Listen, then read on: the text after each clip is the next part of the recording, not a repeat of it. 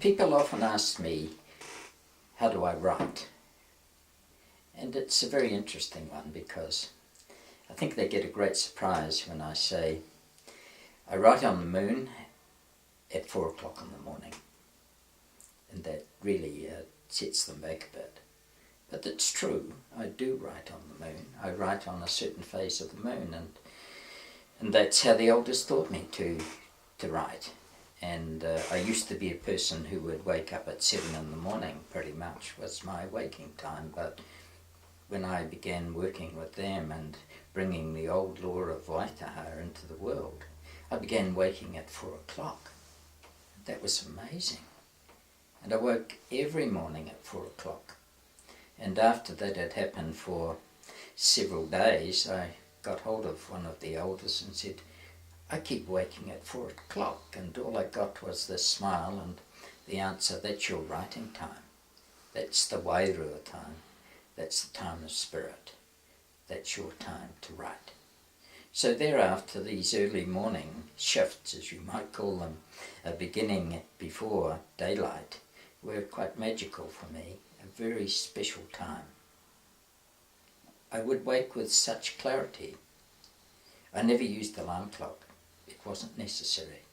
I simply woke at 4 o'clock on the bright time of the moon, the 14 days of the bright moon, which is 7 days before the full moon and 7 days after the full moon. So it's a special time. And when writing, it was a journey into a special place. It was an activity that called on all that I am, on my own mana, my understanding of what had been shared, the weaving together of things that I'd been taught over many months, even years, by the elders, into a lovely weave.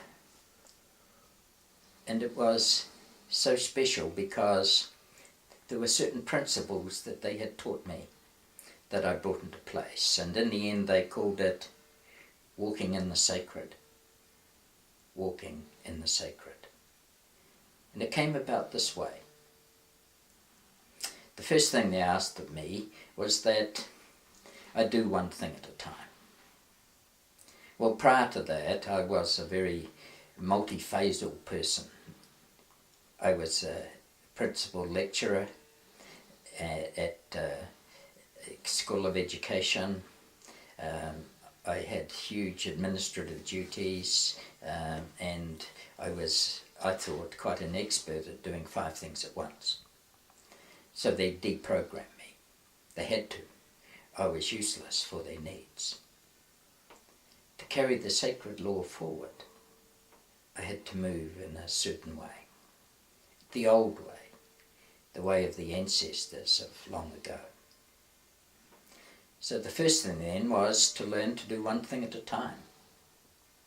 And they taught me that in a very subtle but very telling way, because they sent me across to the West Coast, and that's a 5-hour drive, and I had to collect a stone, a special stone, placed there in my hands by others who'd gathered it from the river, the Pounamu, the special stone of that river, the special healing stone of Waitaha. And I brought that stone back, and it was a lovely journey. But then later I had to go back, and they asked me to gather something else. And I did that, and this is just a few days later. And then when they asked me to go a third time, then I thought, what's going on here? This is crazy. This would drive an accountant mad. I'm going to the same place 3 times when I could have done those 3 things in one visit. And then when I complained about that, they said, think about it. And then I realized that I had to do one thing at a time. That if I did one thing at a time, if I went somewhere for a stone, one of the sacred stones, the healing stones, if I gave it time, if I allowed the elders who'd gathered it, or those who were of that occasion, that event, to tell their story. If I did that, then I was allowing space for wonderful things to happen, for spirit to move. I began to realize that doing things one thing at a time allowed you to walk in the sacred, because it was done once and forever. Done once and forever. Do we bring that very often into our lives today? Will we allow that room, that space, so that things are done once and forever, done in such a good way? Well, that was the way of the old ones, and it was huge learning for me, and I brought that into my writing. I wrote in the bright time of the moon, and my writing began at 4 o'clock in the morning. And when I sat down to write, I had one thing in mind: do it once and do it forever. There would be no second drafts. I wrote once. It was complete and done forever. And how did I do that? Well, I brought in another principle that I was taught, the principle of honouring the mana of everything around me, even the mana, or the essence, the spiritual essence of each word. So when I was writing a sentence, and I was looking for the special word to go in that place to express my thoughts of that moment, when I did that, if it didn't just come instantly, I didn't think I'll do it next time. I'll just put any word there, and when I do my second draft or my third draft, I'll find the one I want. No. I learnt I had to wait. And I waited upon the mana of that word, and the word came. And it fitted. It was of that time, of that moment. I waited on the words. The Greeks have a wonderful saying. It's a wonderful way of looking at life. It is simply that you can't step into the same river twice. It changes. So what I was writing in that moment was of that moment, and every word was bound to the other word, and every sentence within that paragraph was bound within the paragraph.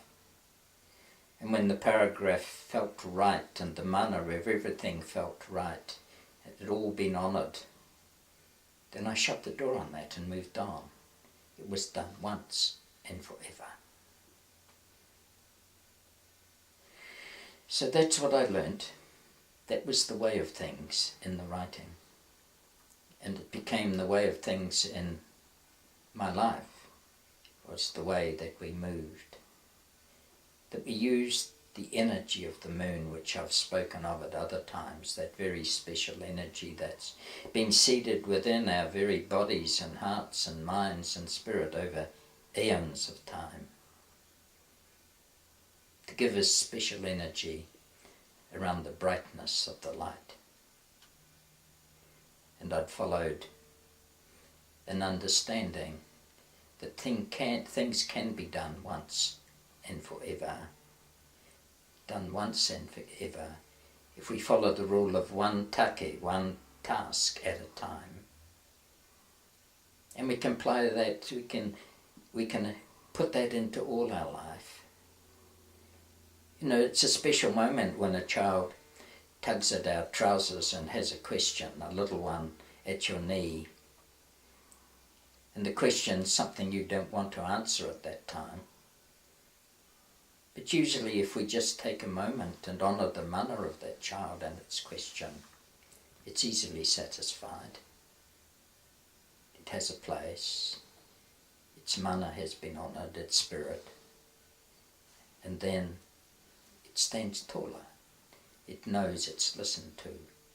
It knows it's part of a nurturing family.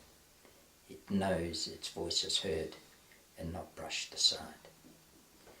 So walking in the sacred is something we bring into the everyday.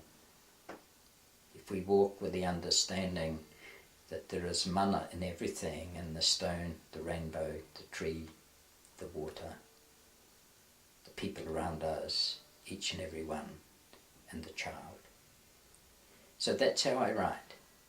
And in that type of writing, and that time for writing, I achieve far more than I ever achieved in the past.